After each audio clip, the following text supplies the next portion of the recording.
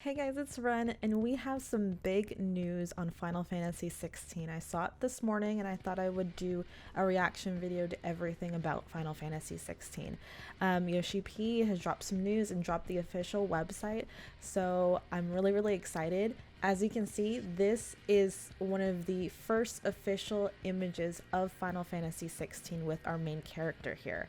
And honestly, kind of looking like a little snack, but that's okay. That's okay. I won't thirst too much, but yeah, no, I think he looks great. The imagery is very like, it's giving me like Shadowbringers kind of vibes, and if you played 14, it's very similar to that. I think, you know, it has like the two juxtapose, I think these are icons, and then you have the main character. So I think this looks really cool. And since they released the website, we're going to go and take a look at the website as well. So, and see what it's all about. This is the post that the Final Fantasy 16 Twitter account posted, which I do encourage you guys to go and follow that, because it's, you know, they're going to keep posting those updates, and I think we're not going to get like an official, a big trailer until 2021, unfortunately. But let's just, you know, take a look really quickly here. And so this right here is the Twitter post that I saw this morning. It says, take a step back and admire a brand new piece of artwork for Final Fantasy 16, the latest standalone numbered title in the Final Fantasy series. Today we've launched the official Final Fantasy 16 website, introducing the world and characters from the game. Take a look here. So this is really exciting. Obviously this tweet has blown up, and you know, everyone is just super just excited. I mean, I'm excited. I think it looks good. Am I don't know. A 10 is 10 being my favorite. I know it does give a lot of like 12 vibes, but let's just take a look at the website and take a look. All right. The legacy of the crystals has shaped our history for long enough. Beautiful. And so he has like a sword and shield type of thing. I think, no, this is not a shield. This is just his like arm that I guess like manifest into something, whatever it may be. But yeah, then it has a trailer here, The Awakening. If you haven't seen that, I did do a reaction of that on my channel, so be sure to go and check that out. Ooh, we got lore. We have lore, the world. I'm just gonna scroll through this page just to get, oh, the characters. I know this is Joshua. Message from the developers. Oh, this is from yoshi-p. Final Fantasy 16 producer. That's right, just producer. Naoki Yoshida here.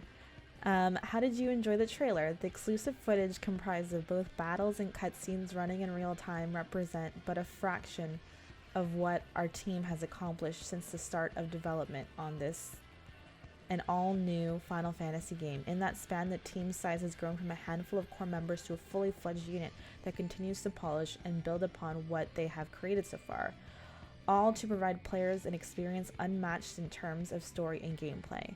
Our next big information reveal is scheduled for 2021, like I said.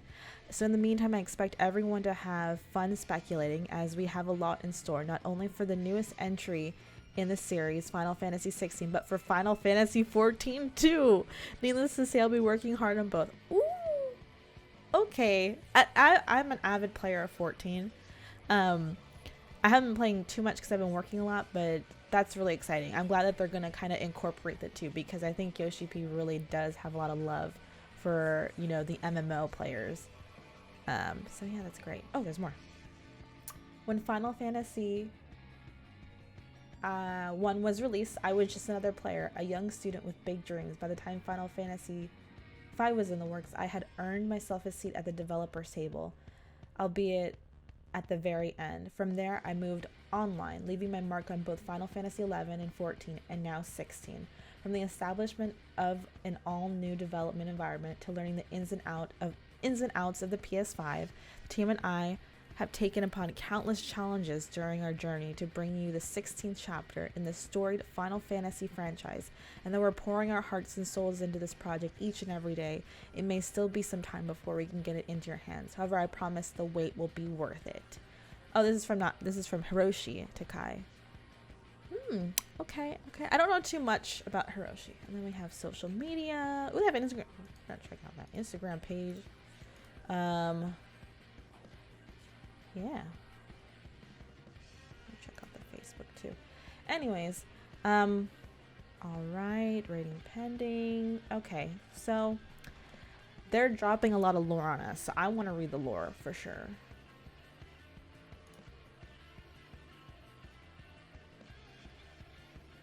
The world.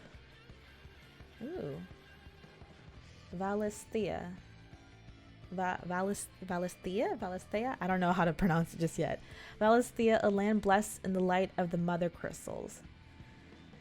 Is this gonna be like Shadowbringers, where the crystals just start to like be evil? I mean, I think that's how it's gonna go, and then you realize. Anyways, I don't want to spoil Shadowbringers for some of you.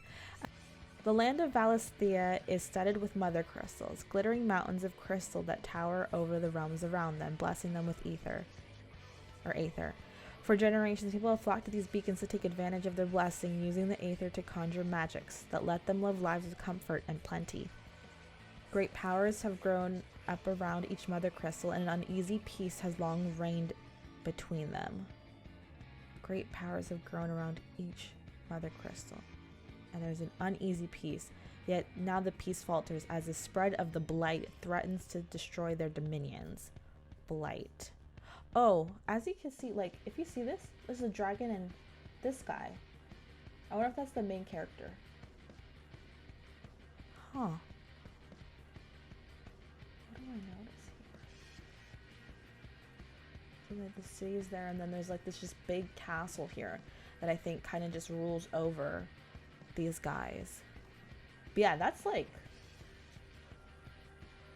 kind of like an Easter egg almost. But from here, I don't see too much. I'm gonna have to look more, and then maybe we could have a video on what we speculate. All right. Ooh, here's an icon, a summon, Phoenix. Icons and their dominance. That's what we heard in the trailer, dominance. The icons are the most powerful, deadly creatures of Valisthea. Each resides within a dominant, a single man or woman who is blessed with the ability to call upon their dread power. Dread power. In some nations, these dominants are treated as royalty in admiration of this strength. In others, they are bound in fear of it and forced to serve as weapons of war. So in some nations, they're treated as royalty, an admiration trait. In others, they're in fear of it. Those who are born as dominants cannot escape their fate, however cruel it may be. Okay, so this is like, it's kind of like feeding off of 13, in which, you know, you become a lessee. If you don't know 13's storyline, it's kind of like the crystals or the gods of that world basically they pick and choose, and they brand them with like this tattoo of some sorts, and it basically, it's like, you better complete the mission that we have for you, or you're gonna turn into a monster. And it's kind of pretty sad and, like, you know, unfair. And that's pretty much what is, I feel like, is kind of a theme here as well. So let's keep scrolling down. The realms of Valisthea. Oh, we got a map here. Hold on, wait. So we have, okay. I wonder if these are the crystals, or I don't know. Maybe it's just for decoration. So we have this area. This might be the first area that we saw, because it has like the bird. Oh, no, this is right here. It's right here. And then this is another one. So they're not too far apart. There's a crystal here. There's a volcano. Mountain. Little town here. So this is kind of like, I guess there's 3 main kind of continents. Okay. Very interesting. Okay, so we have some countries or something. The Grand Duchy of Rosaria. Long ago, a group of small, independent provinces in western Valisthea found strength and unity and formed the Grand Duchy of Rosaria. So they're west. Hold on, wait, let's go look on the map. So this is probably Rosaria right here. This is probably Rosaria. Or maybe they're here. Whatever, it's the west side. So, you know, west coast. After years of relative prosperity, the duchy now find themselves now finds itself threatened by the spread of the blight, a threat that left unchecked would doubtless usher the realm to ruin. So we don't know what the blight is. I wonder if it's a disease of some sorts, but I don't know. Rosaria draws its ether from Drake's breath, a mother crystal situated on a volcanic island off the coast. Wait, oh, hold on, wait. This one. So this is Rosaria. Okay, I thought it might be. So these are not Rosaria, but this one is. And there's a volcano there. So that's what I'm assuming. And then when they say Drake's breath, we kind of refer to Drakes as like dragons. So this is probably most definitely the main character. Okay. Rosaria draws its ether from Drake's breath, a mother crystal situated on a volcanic island off the coast. The dominant of the Phoenix icon of fire is enthroned as Archduke when they come of age. The dominant of the Phoenix icon of fire is enthroned as Archduke when they come of age. So this is where I guess they're revered and not like feared, I guess. Okay, the Holy Empire of Sanbreque. Sanbreque is the largest theocratic force in Valisthea. The empire's holy capital of Oriflamme is built around Drake's head, the mother crystal that blesses the surrounding provinces with abundance of aether. People happily take advantage of living comfort and security under the watchful gaze of the Holy Emperor, whom they worship as the living incarnation of the one true deity. The dominant of blank serves as the Empire's champion, taking to the field in times of war to rout its enemies. So this is the Empire. I think these are the bad guys, possibly. The Kingdom of Wallode. Wallode claims the entirety of Ash, the eastern half of Valisthea, and its dominion. So I don't know where these guys are, but they're on the east half. They're on that side. The kingdom's control of the continent has often been tested by the orcs and other beastmen who make their home there.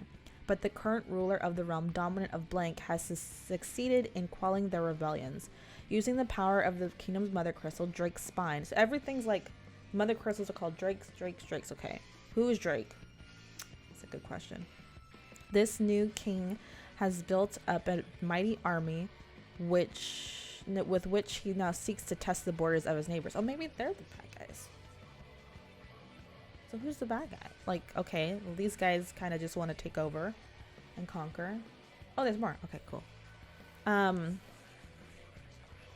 Dalmeckian Republic. Well, they were talking about it. They were talking about this in the Dalmex, okay.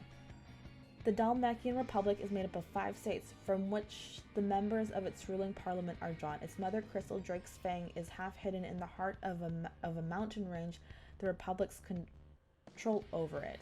Its ether securing the obedience of the large part of southern Valisthea. So they're to the south. The dominant of Titan. Okay, we saw Titan in the trailer for sure. Icon of Earth, and installed as a special advisor to Parliament, has a significant say in its decision in making. Where to the south? Hold on, Dalmex to the south. So I'm assuming down here. Then we have Wallode, and I think maybe this is Sanbreque, possibly. Okay. The Iron Kingdom. Gosh, there's so many of them. A small group of islands off the coast of Storm, the western half of Valisthea's twin realm. So that's way west. So Storm is the west. I don't know what the other part is. Here, the crystalline orthodox, an extreme faith that worships crystals, reigns supreme. The Iron Kingdom controls Drake's breath, the mother crystal that sits at the heart of one of their islands. Drake's breath is also the first kingdom. Long a source of contention with neighboring Rosaria. Isolated and aloof from the mainland nations, the Ironbloods speak their own language. Orthodox doctrine judges dominance to be unholy abominations, and any unlucky to be born on the islands are executed. Ooh.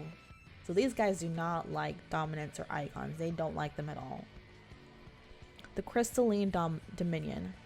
The Crystalline Dominion sits at the heart of Valisthea, built around the tallest of the mother crystals, Drake's tail. Many bloody battles were fought for control of this small plot of land due to its strategic importance, till the warring realms finally agreed to an armistice. As part of the peace treaty, the islands around Drake's Tail became an autonomous dominion led by a council of representatives from surrounding nations, each realm enjoying equal claim to the Mother Crystal's blessings. No dominant makes their home there. It just seems like there's a lot of politics already, and that's kind of one of the things I didn't like about 12.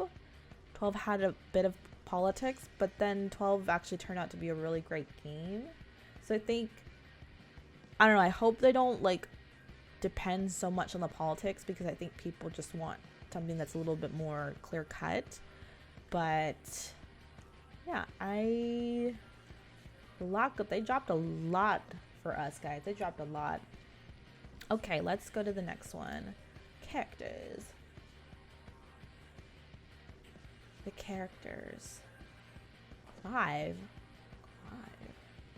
Rossfield. I don't know how I'm feeling about the name Clive. I mean, like, the more I'm looking at him, like, okay, but the firstborn son of the Archduke of Rosaria. Oh, he's the son of the Archduke and from Rosaria. Though all expected him to inherit the Phoenix's flames and awaken as its dominant, destiny instead chose his younger brother Joshua to bear his burden. That's his younger brother. In search of a role of his own, Clive dedicated himself to mastering the blade. Does he kill his brother?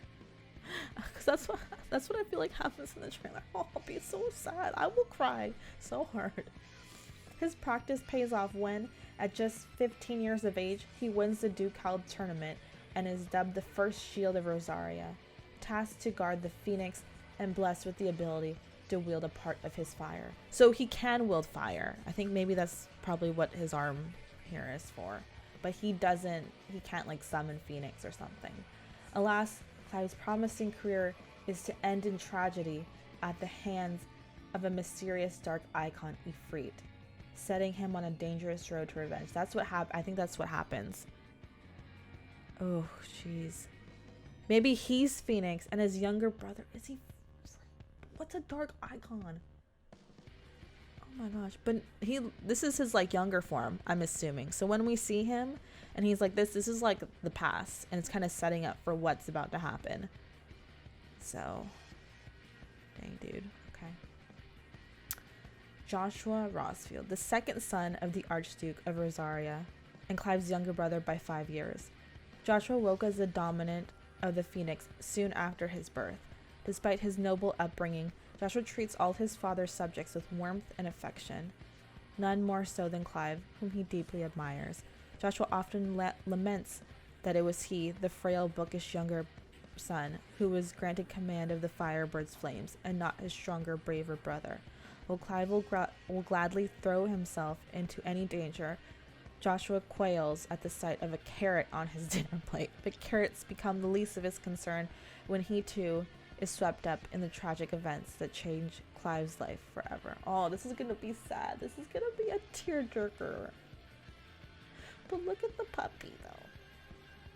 I think that's a puppy. Gosh dang it. Like, this is like similar, like he's just like a puppy. Like, he doesn't want anything to do with this shit. And basically, you know, Clive's gonna play lightning and be like, you're not gonna take my brother, my sister, whatever, and I'm gonna destroy these crystals. That's what I see right now. Like, I'm getting that vibe for sure. Jill Warwick. Born in the fallen Northern Territories, Jill was taken from her homeland at a tender age to become a ward of Rosaria. Oh, this is like Game of Thrones. When, what's his name? The Greyjoy guy. You guys know what it is. Theon Greyjoy, yeah. When Theon Greyjoy was taken as a ward, securing peace between the two warring nations, the Archduke insisted that she be raised along his sons, and now at 12 years of age, she is much a part of the Rossfield household as Clive and Joshua. Ever kind, gracious, and unassuming, Jill has become a trusted confidant to the brothers. Aw, I did see her in the trailer. She's like her character design is really cute. So she's like a crystal here. prim and proper. She's from in the fallen northern territories. Let's go take a look. Here, so northern here? Or is it like here where there's fucking nothing? Jeez. Dang, okay. That's a lot. It just seems like so complicated, but I feel like it can definitely, like, I feel like it's going to be really complicated, but it's also going to be really tragic too.